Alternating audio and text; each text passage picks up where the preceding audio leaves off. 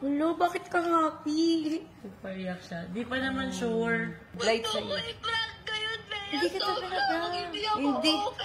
Bea Boras, kumpirmadong buntis. Ikinatuwa ng mga tagahanga ang magandang balita mula sa aktres at social media personality na si Bea Boras. Inaasahan na niya ang kanyang unang anak.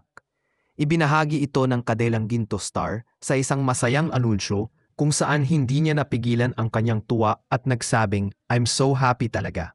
Ginawa ang anunsyo noong Agosto 12, 2025 sa pamamagitan ng isang post mula sa ABS-CBN's Push Team.